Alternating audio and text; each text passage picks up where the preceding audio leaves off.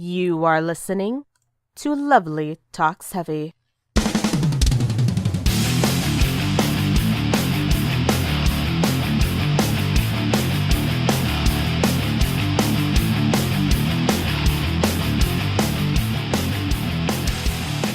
Hello, everybody, and welcome to Lovely Talks Heavy. I am your host, Lovely, and I discuss everything I enjoy with regard to heavy music. It's hot as hell today, but it's not going to stop me from delivering another round of news in the metal world to you guys. As usual, I'm also going to share a batch of new album announcements and review some albums that have come out recently. Let's dive the hell right into this thing.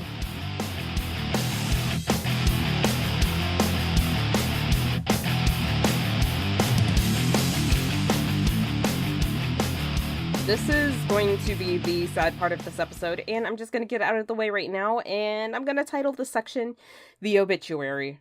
Huntress frontwoman Jill Janis died by suicide the 14th of August. She was 42 at the time and would have turned 43 this past week. She has been open with her struggles with mental illness, and it's just so sad to see her lose that battle as someone who deals with mental illness myself. In light of the news of Jill Janis' passing, Lizzie Hale of Hailstorm started a trend on social media where those struggling with mental health issues share a photo of themselves using the hashtag #RaiseYourHorns in hopes to show that we are not alone in our struggles. And just know that while one's instinct to the news of someone's death by suicide might be to react with a sentiment that the person was selfish, have they thought about how others would feel knowing that they made this choice, you really shouldn't react with that mindset. Because, number one, when we think about what we've lost in a person's death, it's incredibly selfish of us. And we may know that we are being selfish because we know how uniquely that person has touched us or impacted our lives, and now it's never going to be the same. But some people don't think about how selfish they're being when they say stuff like that. And number two, have they thought about how others would feel knowing that they made this choice? I can't speak on exactly what was going through Jill's mind when she made this decision, but for a lot of people who are suicidal or who have died by suicide, have in fact thought a lot about it, and for a lot of people, they truly feel that things would be better if they weren't around anymore. Perhaps they feel like a burden upon this world and don't want to be an inconvenience. Perhaps things are just so shitty for them in their home life, in their finances, or in their health, mental health included, that dying seems just a lot easier than dealing with whatever shit they have to go through on a constant basis. It's not like the movie It's a Wonderful Life where an angel can just drop down in front of us and show us how life would be without us in it, but something we can do is just see how the people you love and care about are doing. If they're struggling, offer help where you can. If they're struggling but refuse your help, don't just give up on them. Understand that while things may be shitty for a lot of people and they really want things to be better, it's more comfortable being inside of that shittiness because they know what to expect from it.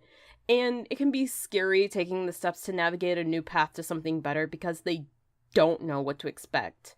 It may feel like for a lot of people who are struggling that the only good change is a drastic one where they're just plucked out of their struggle, you know? You don't have to give your whole self in helping those that you care about. Like I said, help where you can. Something that I would recommend for those of you that are struggling, if you can afford therapy, I say go for it. Absolutely do it. If you can't afford it, there's this free site called 7cups.com where you can talk with a complete stranger about what's on your mind, because honestly, it can be intimidating approaching someone close to you about what's bothering you. Maybe you feel stupid asking for help or coming to them with these struggles and feelings that you have. There's plenty of people out there that sign up just to be a listening ear for you on this site, and they put on their profiles what they're most equipped to help with. You can also get a paid membership on 7 Cups to connect with a therapist in the digital plane. I could talk forever about this, but we have other metal news to talk about, so sorry to start on this sad note, guys.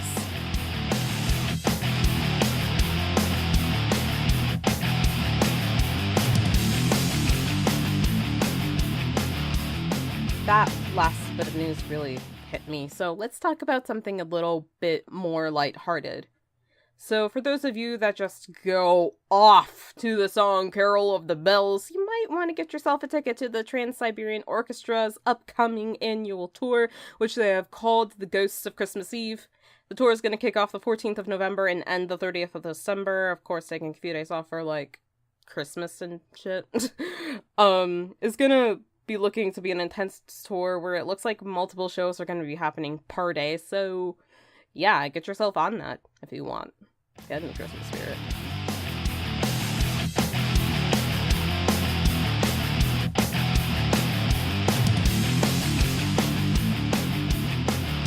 The only cruise I've ever wanted to go on in my life, 70,000 Tons of Metal, has begun announcing bands for the 2019 voyage.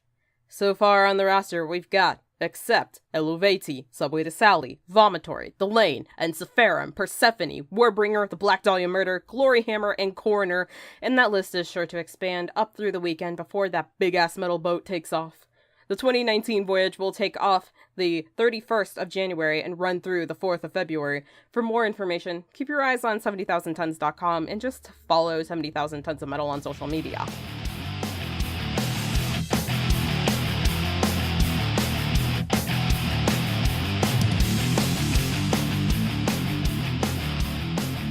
People just seem to keep making music, and here I am telling you who it is this time.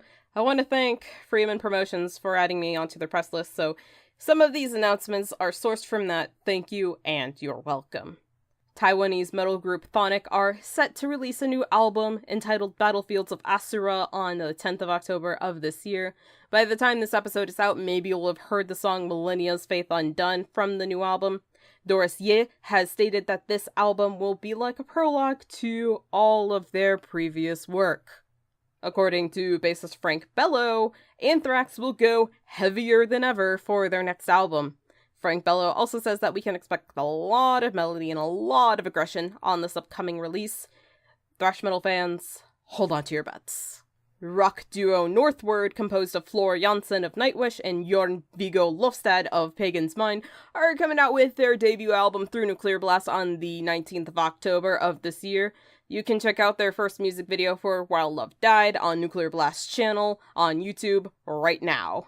US Dark Melodic Masters Witherfall will release the highly anticipated follow-up to 2017's Nocturnes and Requiems on the 2nd of November of 2018. This album is titled A Prelude to Sorrow, and the band says of this album, A Prelude to Sorrow is a concept record, though not in the sense that most people have come to know the form. Ours is not a story where each song acts as a chapter. The inspiration lies in the supremely dark reality that was the passing of our drummer and one of our best friends, Adam Sagan.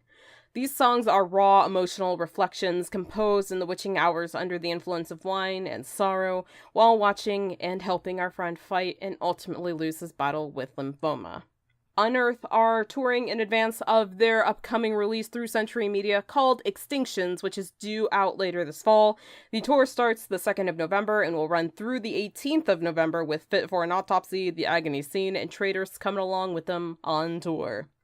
We've got some new albums to look at next, so let's get on over to that section right now. Come on, follow me.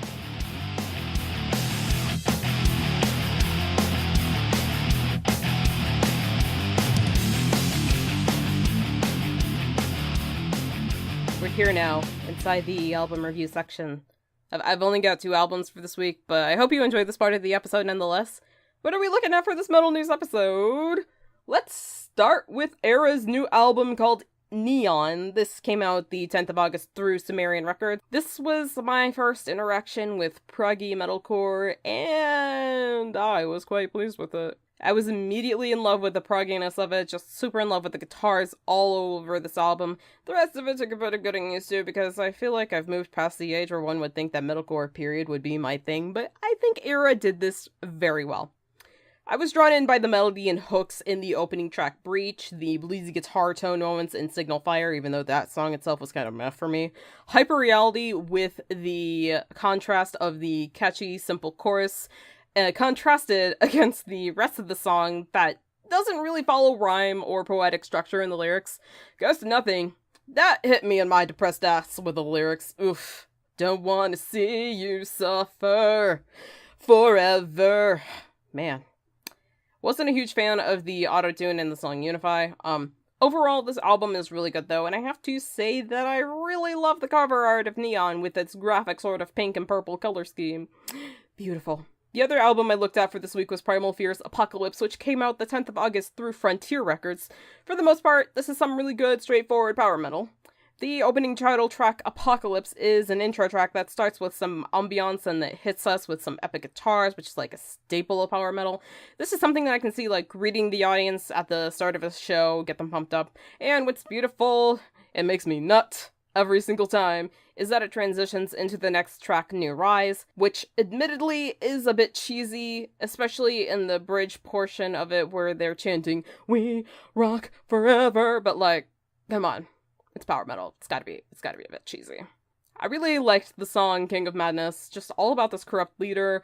Blood, Sweat, and Fear is damn trip listening to because it's a song all about like never giving up and persevering and shit, and my ass was like super depressed listening to this for the first time. I'm fine, don't worry about me, please. It was a bit weird though with the following track, Supernova, which is a sad ballad all about the apocalypse and the sky turning red and the sun turning black and stuff. Like, fun shift in tone, I suppose. I feel like I say this every single time I listen to an album that could use some improving, but like, my main problem with this album, which I'll get to the rest of it in a second, is like that you have an album title called Apocalypse, but there's only like one, arguably two songs that deal with that subject matter. I think it could have delved more into a concept of apocalypses or the apocalypse or whatever. You know what, now that I think about it, 3 songs, could arguably be tied into this end of the world concept because King of Madness is about a corrupt leader and it's safe to assume that corrupt leaders are harbingers of doom. Anyway, my other complaint about the song Supernova is that there's just so many goddamn choruses. Like, did we really need that many? I love melody, I love choruses, but like, did we really need that many? I don't think we did. Anyways, what else about this album? The song The Beast was pretty catchy. We have another ballad called The Eye of the Storm, which was 8 minutes long and had this like long fade out, which was like really great, perfect way to end an album. But then there was another song after that. That was typical power metal, high energy and fast, and just kind of breaks you out of the mood of, oh, I thought I was done with the album. Didn't feel like, oh, nice encore moment for me. It just felt like, oh, okay. I did listen to the deluxe edition on Spotify, by the way, so I did hear the other 3 songs in there, not bad. Enjoyable. So, that wraps things up in the new album review section, so let's go wrap things up in the conclusion. I'll meet you over there.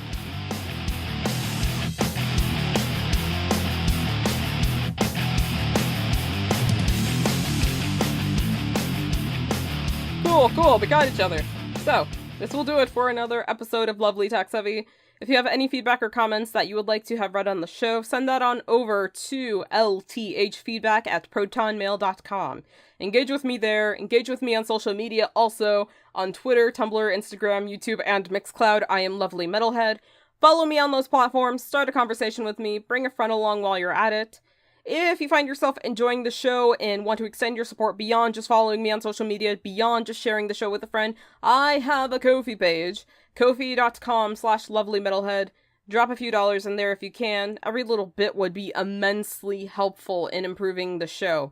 If you can't donate, that's completely fine. Just sharing the show in itself is appreciated. Alright guys, until next week, next Saturday, the next episode of Lovely Talks Heavy here on Mixcloud.com. You stay brutal, my friends. Goodbye.